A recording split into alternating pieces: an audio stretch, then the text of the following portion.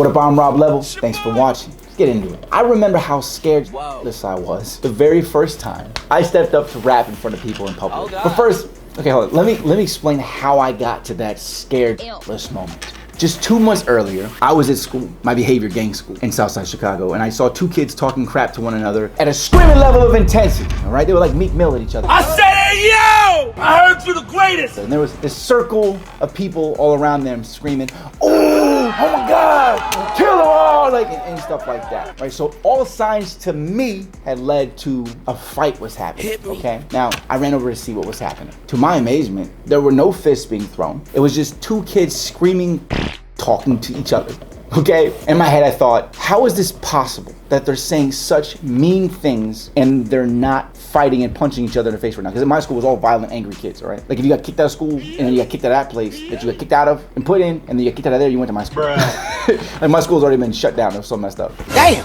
And the reason why I was thinking this was, if I said any one of these things to anyone in that room, I would be fighting within seconds, immediately, right? I have so many black eyes. I have a black eye in every single picture you're gonna find of me when I was going to that school. 8th grade graduation, black eye. 10th grade, black eyes. I mean, just black eyes everywhere. I remember I watched how the crowd around them reacted as they hurled disses at each other. I just listened and I saw how they said the things. What were the people reacting to and why they were reacting? I was like fully conscious for like one of the first moments in my life. I was just absorbing this entire event because I was in shock. Because while I was standing there, I realized that this, as the only white kid in this school, 300 angry gang students, this is how I'm able to fight back and talk anyone in the school without it resulting in a fight happening for me, which usually would happen at a minimum of once a week at this point. Damn! Because I got a big mouth, right? So I was like, I got a big mouth, this is how I can use it. That's what she said. So this is what happened, right? So I went home and I wrote every single day, making everything rhyme, right? Hours a day, anywhere and everywhere I was, at school, home, anywhere. After 2 months, I finally felt like I had written and practiced to be good enough to like finally show everyone how good I really thought I was. I'm talking about, all I was doing was writing. I would be so excited to go home. I would write on the bus, everything, right? So let me paint a picture for you, because this was a moment that changed my entire life. And it's also a reason why you're even able to see me talking about this right now. Like, this is what made me Rob Level, okay?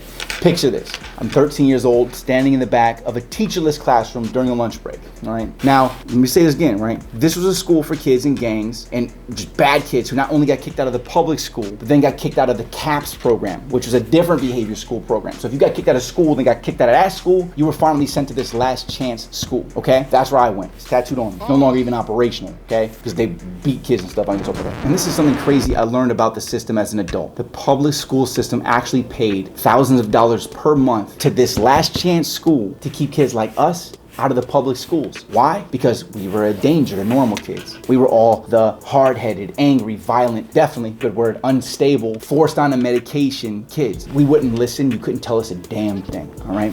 So I say that to set the scene. So imagine every kid between the age of 12 and 18, and then pretend that they're 100 times worse than they were at your school, because this place was a zoo, all right? There was a circle of 20 of these kids in a classroom who were all around two kids who were battle rapping each other. The energy in the room was super high energy, all right? You could feel the excitement as one of the battlers set a bar that made the entire room make Lil Jon Atlas, yeah, like, what? You know what I'm saying? They're just, okay, like, they're just like, you know, like going in. I was the only white kid in a room full of black kids, all right? A quarter of which in this room, I'd already been in a fist fights with at some point in time that I was in the school. I've been in a fight with almost every kid in this school, all right? Now, after one of the best battle rappers in the school completely bodied the other rapper, he laughed and excitedly said, who's next? Like, who next? Who's next? Who won? Right? I was so excited. I said, let me go. I'm in the back of the classroom, all right, where I usually end up protect myself from getting jumped, because sometimes they just punch me in the face for no reason, right? Especially there's no teacher in this class, there's nobody in here. It's lunch. Right? Sometimes the teachers, they just leave. This was not really even a school, this is just a zoo. So I'm over here in the back of the room, right? So they're like, who the hell said that?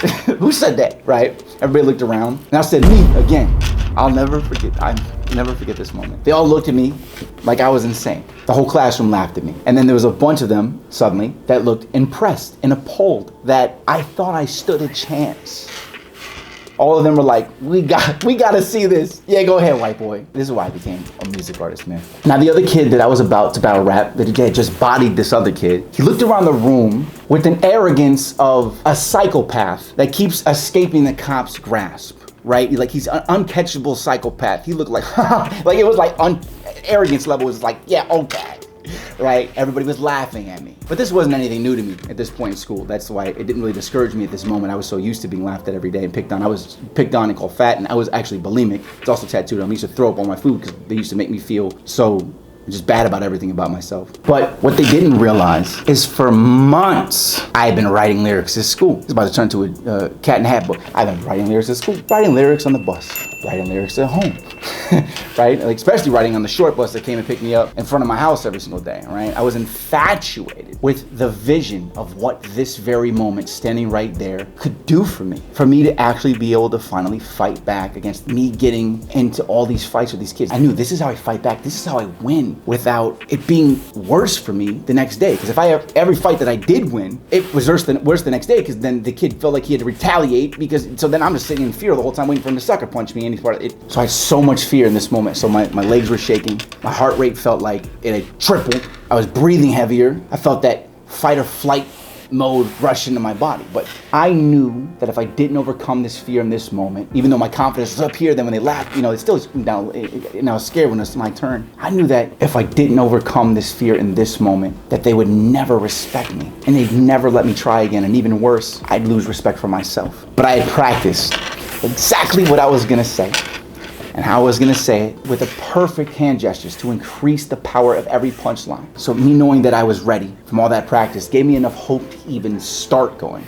So I started. And the reactions of everybody around me as I kept going bar to bar, everyone was losing their minds at what I was saying, because they didn't expect it. I rapped at this guy. I just bodied him for what seemed like was an hour, but it was really a minute and a half. The entire room was going absolutely nuts every time I said a bar, and I was half smiling because of the reaction while still trying to mean mug and deliver it through my whole thing. The people behind me were patting me on the back 30 seconds in, before I was even done. They're like, push, like what? And I just kept punchline, saying every possible bar, all the way to the end, just bars, right? It's just like, I just went in so raw when I smashed, got me feeling so good, you didn't think I would last. Like, you know what I'm saying? I was like, you know what I'm saying? Like, you just let the white kid beat you with rap. Like, it's like, like this, but you're like, I was like 13 years old, so they're gonna stop beating me up and start beating your ass. I remember that shit, I'll never forget that shit. Oh shit, it was so hard, because they're like, I'm going crazy thinking about it, right? Everybody lost their noodles, man. When I said that last part, I mean, they're gonna stop beating me up, you let the white kid beat you with rap. They're gonna stop beating me up, stop beating your ass. I remember that shit was so hard. Oh, that shit was so hard. Like, they went crazy. That was the moment. I was like, I am gonna be a rapper. This is it. The way that made me feel, I'll never forget it. I mean, the entire room was everybody jumping like 3 feet into the air, like bouncing off each other, right? Looking at each other like, what? Did he just say that? Did this just happen? Did you hear that? Did the white kid really just do that? Like, it was like everybody's going crazy. I've never crazy. Face hurts from smiling so hard right now.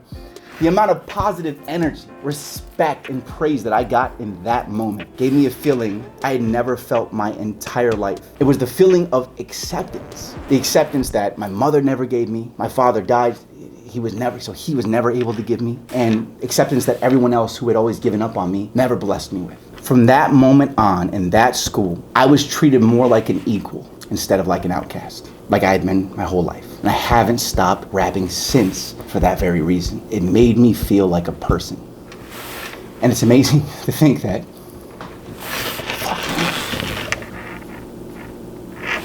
I may start tearing up, but it's amazing to think that that all happened because I did something that I've never done in my life.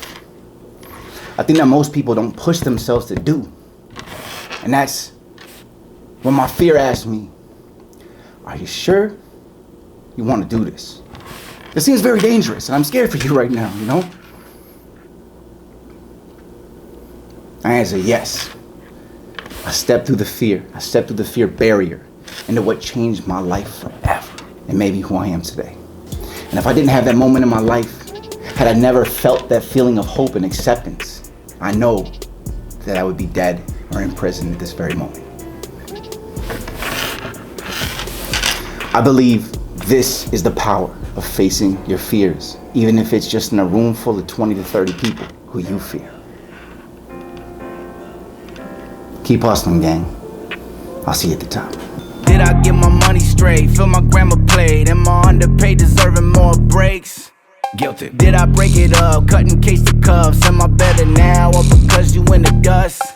Guilty. Do I got a lot of regrets? Traded for the checks. Am I super stressed thinking what's next? Guilty. Did I hit the lot, hit the mall, hit the shop, earn every single thing that I got? Guilty. Filthy, filthy.